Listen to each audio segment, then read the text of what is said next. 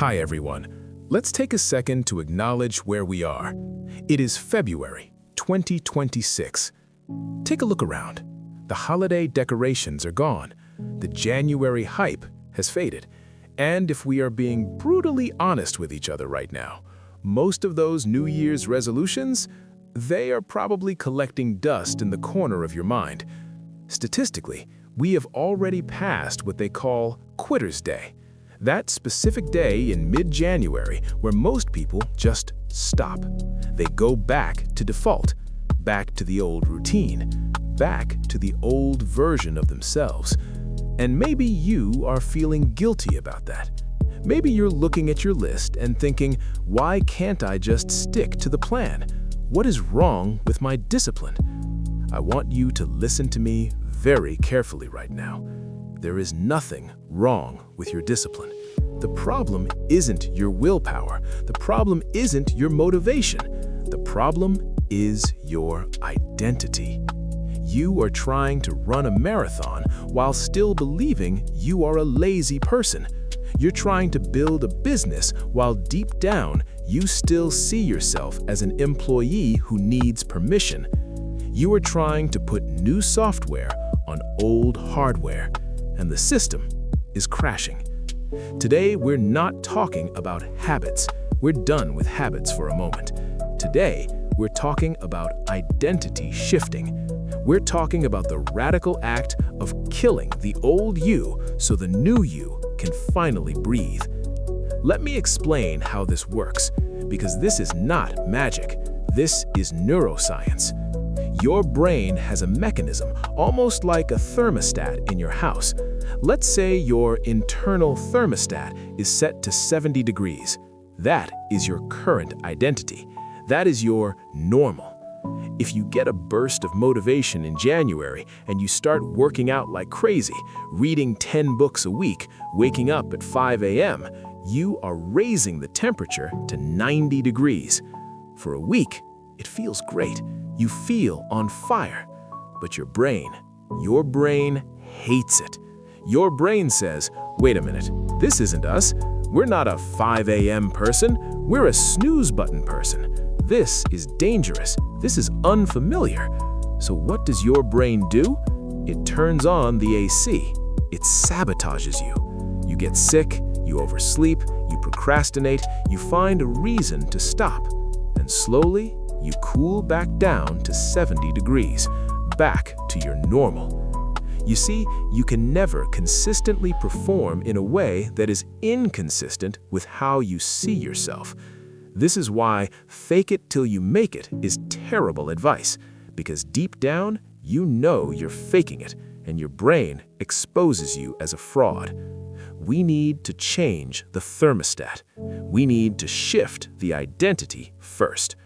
Imagine two people are offered a cigarette. The first person says, "No thanks, I'm trying to quit." Sounds good, right? But listen closely. I am trying to quit. They still believe they are a smoker who is currently making a sacrifice. It's a struggle. The second person says, "No thanks, I'm not a smoker." Boom. Difference. Small shift in words, massive shift in reality. The second person isn't using willpower. They're just stating a fact about who they are. They have shifted their identity. So, how do we do this? How do we actually change the wiring in our brain in 2026? It starts with a concept called the future self avatar. I want you to close your eyes for a second. If you're driving, obviously keep them open, but visualize with me. Imagine the version of you in December 2026, the version of you who has achieved the things you want. Maybe they're fitter, maybe they're wealthier, maybe they're just calmer. Don't look at what they have, look at who they are. How does that person wake up in the morning? When their alarm goes off, do they hit snooze 3 times or do they get up? When they're stressed, do they scroll on TikTok for 2 hours or do they go for a walk? When they walk into a room, what is their posture like?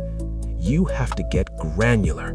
You have to build this character in your mind. This isn't a fantasy, this is a blueprint. Now, here is the scary part, the part nobody wants to talk about.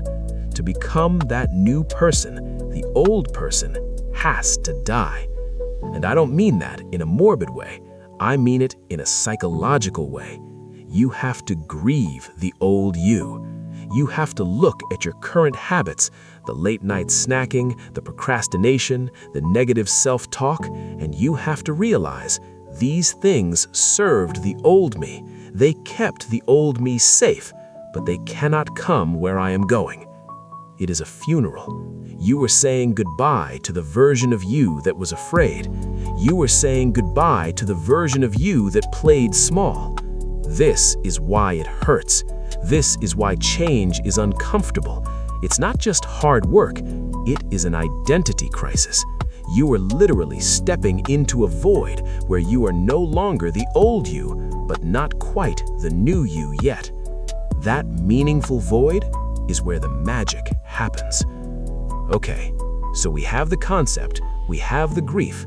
Now, let's talk action. How do we install this new operating system? We use a technique I call casting votes. Every action you take is a vote for the type of person you wish to become. If you write one sentence, you cast a vote for I am a writer. If you do one push-up, you cast a vote for I am an athlete. If you save $5, you cast a vote for I am financially responsible.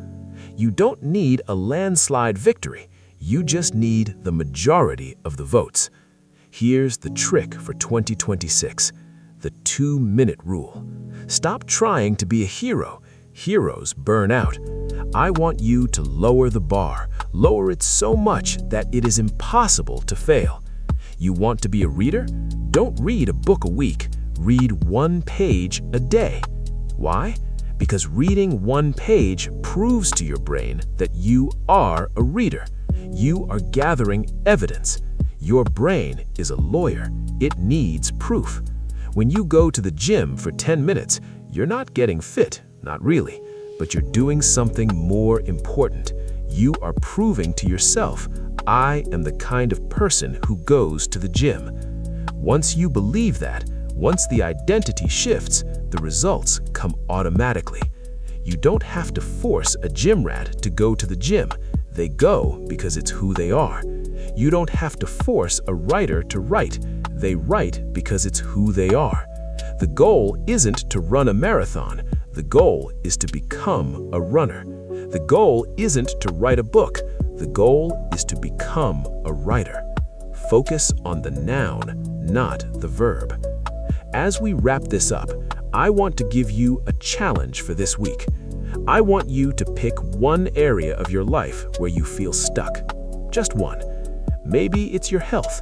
Maybe it's your career. And I want you to ask yourself, what is the story I'm telling myself about this? Are you telling yourself, I'm just not a math person? Are you telling yourself, I'm just naturally disorganized? Catch that thought. That is the old script. That is the old thermostat setting. And I want you to rewrite it. I am becoming the kind of person who is organized. I am building the identity of someone who takes action. And then do one small thing, one tiny 2-minute thing to prove it true. Because here's the truth about 2026. The world is changing fast. AI is changing everything. The economy is shifting. The only thing you can truly control is your own character. The most valuable asset you have is your own mind. Don't let the old you dictate your future. That person doesn't live here anymore. Thank you for listening. Now, go cast your votes. I'll see you in the next one.